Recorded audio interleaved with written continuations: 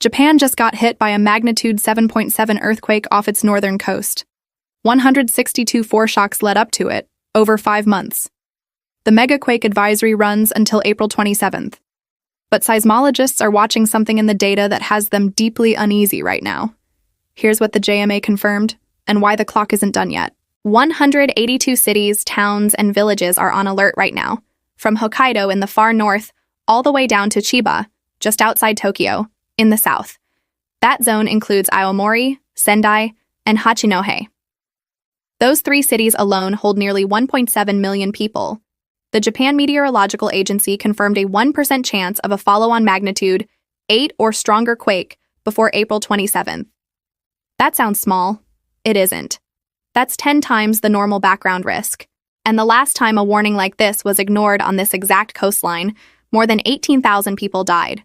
The JMA is telling coastal residents one thing right now: know your evacuation route and be ready to run.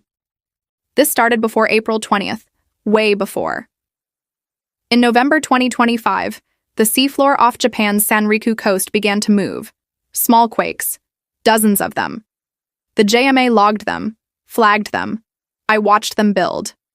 By the time April 20th arrived, the agency had recorded 162 foreshocks above magnitude 4.0. 5 of those crossed magnitude 6.0. The strongest hit magnitude 6.8. Let that land for a second.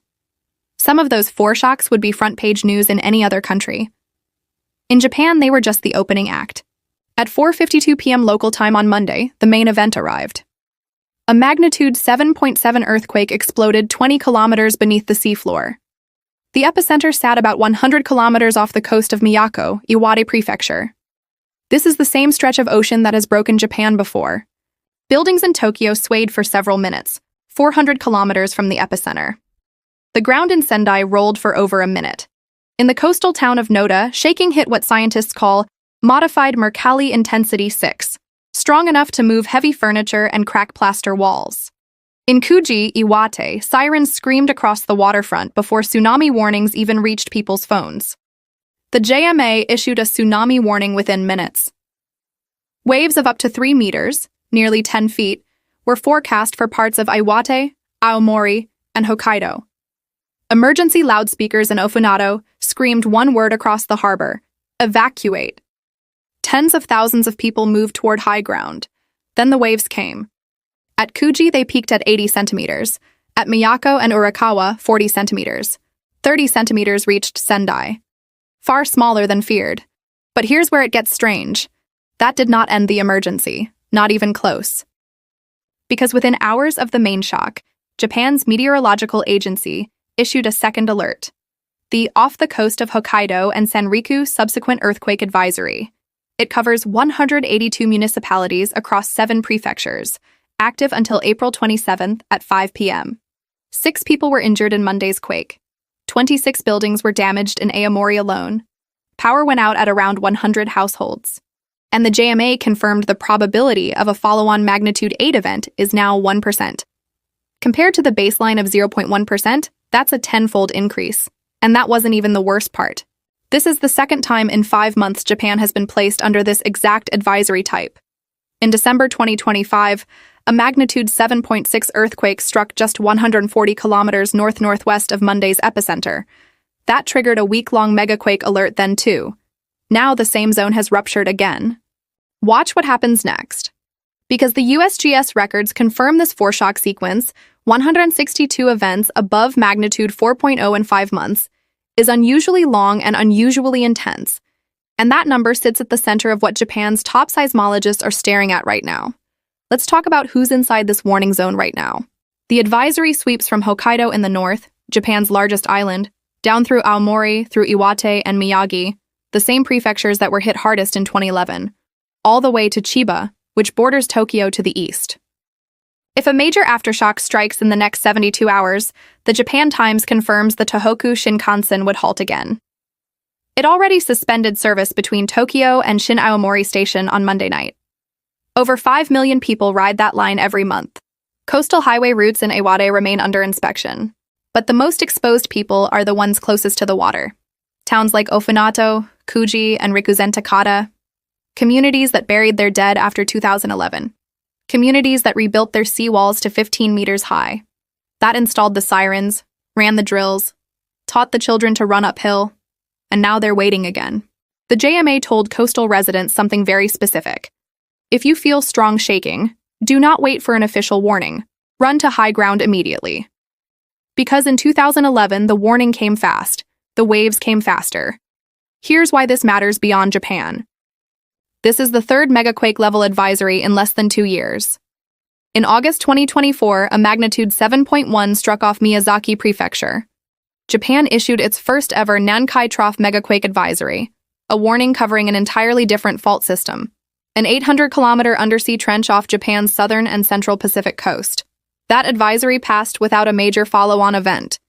In December 2025, the M7.6 near Aomori triggered the second advisory, this time on the Japan Trench to the north. Now, April 2026, the same northern zone has ruptured again. It's important to be clear about what this means and what it doesn't.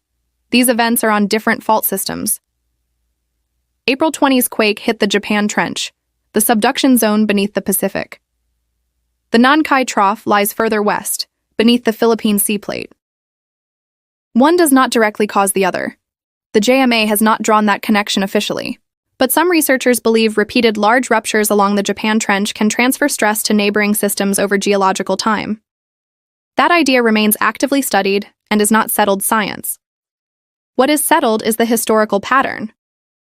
Because here's the historical fact that changes everything. On March 9, 2011, a magnitude 7.3 earthquake struck off the Sanriku coast. 2 days later, the magnitude 9.0 Tohoku earthquake hit the same region. Nearly 20,000 people died. Monday's quake struck the same coast, the same subduction zone. USGS data shows it released roughly 1/200th of the energy of the 2011 event. But the geography of the threat is identical. And then there's the Nankai Trough, Japan's true worst-case scenario. Japan's Earthquake Research Committee has placed a 70 to 80% probability on a magnitude 8 or 9 earthquake striking the Nankai Trough within the next 30 years. That's not speculation. That's the official estimate from Japan's own government scientists. A Nankai megaquake could generate tsunamis approaching 30 meters, nearly 100 feet high. The government's own projections say up to 298,000 people could die. Economic damage, up to $2 trillion. These advisories are accumulating. Every major seismologist in Japan knows the Nankai clock is ticking. What they cannot tell you is exactly when. Here's what the next 72 hours look like. The JMA advisory runs until April 27th at 5 p.m. local time. Between now and then, 3 things matter. First, aftershock activity. By late Monday, USGS and JMA had already logged 4 aftershocks above magnitude 5.0. The strongest hit 5.6. JMA officials said the next 2 to 3 days carry the highest risk. There's a documented historical pattern here that matters. After a similar M6.9 Sanriku earthquake in 2015, a 6.5 struck on day 3, and a 6.4 hit on day 5. If that pattern repeats, the peak risk window closes before Thursday. Second, watch the Tohoku Shinkansen corridor. This is Japan's primary high-speed rail spine connecting Tokyo, Sendai, and Aomori. Operations resumed Tuesday morning, but any significant aftershock could trigger another halt. JMA officials have been explicit. Elevated risk remains through the duration of this advisory. Third, secondary hazards. Rain is forecast across Hokkaido and Aomori through midweek. The JMA specifically flagged landslide risk in shaken terrain. Saturated slopes in post-quake zones can fail days after the original event, sometimes with no warning at all. If the worst-case scenario unfolds, and it's critical to say this is not predicted, but officially possible, a follow-on event above magnitude 8 before April 27th would trigger full tsunami warnings across the same coastline. The same 182 communities that evacuated Monday would evacuate again. With larger waves, the JMA has confirmed that the outcome falls within the official 1% risk window. 1% may sound reassuring, but right now, over 182 municipalities are treating it like a certainty. The best case, aftershock activity fades through Wednesday. The advisory expires April 27th without a major follow-on rupture. Coastal communities stand down. That happened in August 2024. when Japan's first Nankai advisory passed without a catastrophic event. But no one knows which way this goes. Not the JMA, not the USGS, not the researchers at the University of Tokyo. The science tells us the risk is elevated. It does not tell us what happens next. 3 things to remember. 1. The Japan Meteorological Agency confirmed 162 foreshocks above magnitude 4.0 in the 5 months before Monday's M7.7 main shock. The seismic buildup was visible. The quake was the payoff. The advisory says it may not be done. 2. This is the second time in 5 months Japan has been placed under this exact advisory type. December 2025, now April 2026. The same coastal subduction zone is being tested repeatedly, and every event adds data to a pattern that seismologists are watching very carefully. 3. The Nankai Trough remains a separate and independent threat. Japan's own government scientists put the probability of a magnitude 9 class event on that fault at 70 to 80% within 30 years. Nothing that happened Monday changes that. Nothing that happens before April 27 changes that. That clock runs on its own schedule. If you want to stay ahead of every major earthquake, tsunami warning, and geophysical event as it unfolds in real time, subscribe.